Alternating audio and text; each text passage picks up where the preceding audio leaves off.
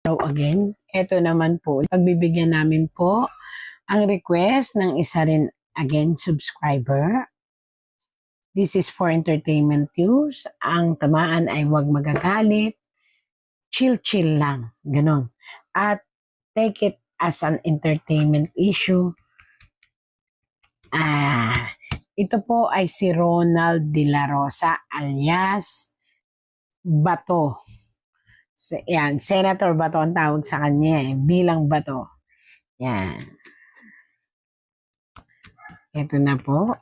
Bigyan mo po ako kung anong nakikita nyo po kay Ronald De La Rosa alias Senator Bato. Again, ikutin natin. Ayan. Oops. Actually po, ito ay hindi dahil sa isang commitment. Pero parang ikinasal po siya sa kanyang commitment bilang isang mambabatas o bilang isang politician. Pinanganak po talaga siya na may karisma sa tao, karisma sa mga nakapalibot sa kanya. Pero marami ang kumu-question sa loyalidad niya sa ating dating presidente. Hindi ko alam bakit. Marami pong kumu-question ng kanyang tunay na loyalty sa dating Presidente Duterte. Ayan na po. Ayan. Na kung tutuusin ay kumbaga siya talaga ang nagpakilala sa buong mundo kay Senator Bato. Hindi ko alam bakit ang daming kumu-question ng loyalty niya. Ito po yung sabi ng tarot. At mahaharap po ang ating Sir Bato, Sir Ronald De La Rosa Bato. Ayan. Sa isang maatikabong pagsagot sa ito po ay isang paglilitis again na maaring masangkot po ang ating Sir Bato, Sir Ronald De La Rosa. Ito ay usapin ng pagpatay. Ayan po. Batas ng pagpatay. Pero ito po ay depende sa kanya kung ito po ay masasagot niya at may paliliwanag ng maayos. At ito po ay nag-uugnay sa dating batas na ipinukol din sa ating dating president. Pero according to this, kung makikita ninyo po, andito po si tatay, yung dating president.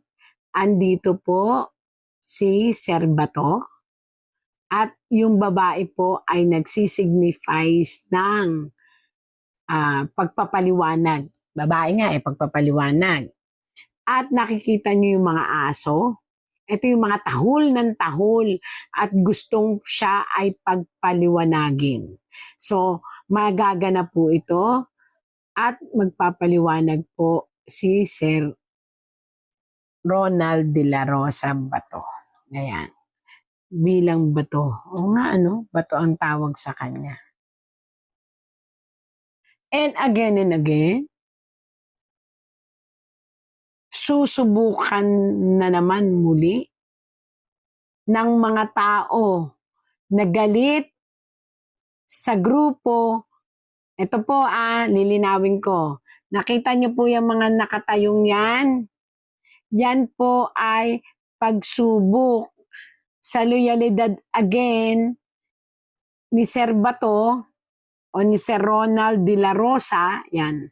At sasakit ang ulo niya dyan kasi mag-e-explain siya at ipapaliwanag niya ang isang mga ang mga question na may kinalaman. Lagi siyang ididikit dito kay ating Tatay Digong. Lagi siyang ididikit. Laging i-questionin at ididikit. Pero again and again, malalampasan niya. Mag-ingat lang po siya sa kalusugan, especially ang bad cholesterol and hyper. So, maging healthy muna ngayon si Sir Ronald De La Rosa kasi lumabas po rito ang overtension, lumabas po dito ang cholesterol na mataas, bad cholesterol, ang kinakailangan niyang pag-ingatan, mag-ingat din po siya. Pag-ingatan ng sarili niya. Nawa ay malampasan niya. Ito po ay pag-iingat. Mag-ingat po siya dahil may isang tao na nagbabalak ng hindi maganda sa buhay niya. Hindi po ito parte ng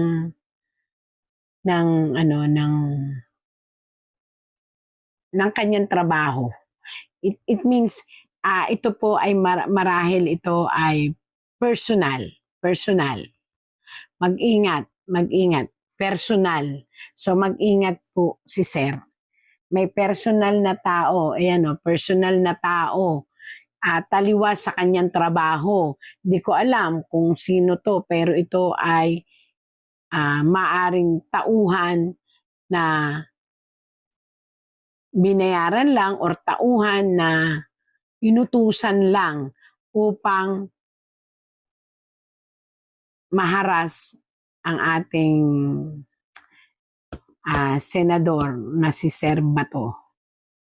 So ano po ito medyo kailangan ang matinding pag-iingat. Personal po ito. And again, naku.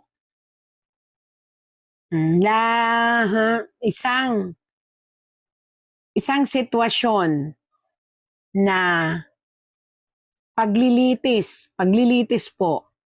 Paglilitis upang malinis niya ang kanyang kamay at ang kanyang pangalan sa mga nakaraang sitwasyon kung saan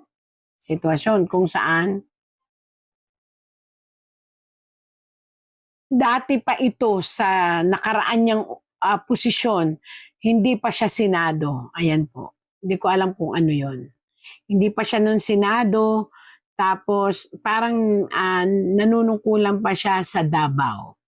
Parang ganun po. Again, yun naman po ay maipapaliwanag sa isang maayos na pamamaraan. At malilinis niya ang kanyang pangalan, kaya lang mag-ingat. Pinag-iingat po siya ng tarot. Pinag-iingat po siya sa everyday life niya, sa kanyang paglalakbay o sa paglabas-labas. Minsan, nakakatulong din po ang tarot upang makapag-ingat ang bawat individual. Yun lang po. Sa ngayon po, kinakailangan pong mag-ingat ang ating senador. And hopefully, talagang makauwi si Tatay Digong kasi ganun na lang po yung pangungulila niya at depresyon. At sa totoo lang, ang daming bumabatikos man ng kanyang loyalidad pero sa puso't isip niya ito, diehard naman po siya. At yun nga, nananahimik lang siya kasi wala rin siyang masasabi. Wala rin siyang pwedeng sabihin dahil alam niya na darating ang point of time, palaging dawit ang pangalan niya pag sinabing President Duterte. Kaya lang po, kahit nakabaliktad po ito, ang ibig sabihin po nito is pag-asa. May papaliwanag nyo ng mabuti ang mga kasong kakaharapin nyo. Mayroon pong isang malaking kaso kayong kakaharapin at ipapaliwanag. At ang sabi ng tarot, determinasyon lang at dedication sa inyong sasabihin. May pagtatanggol nyo po ang inyong sarili. Again and again po, yun po ang lumabas kay ating senador. Nawa po ay ito ay makarating sa inyo upang kayo makapag-ingat.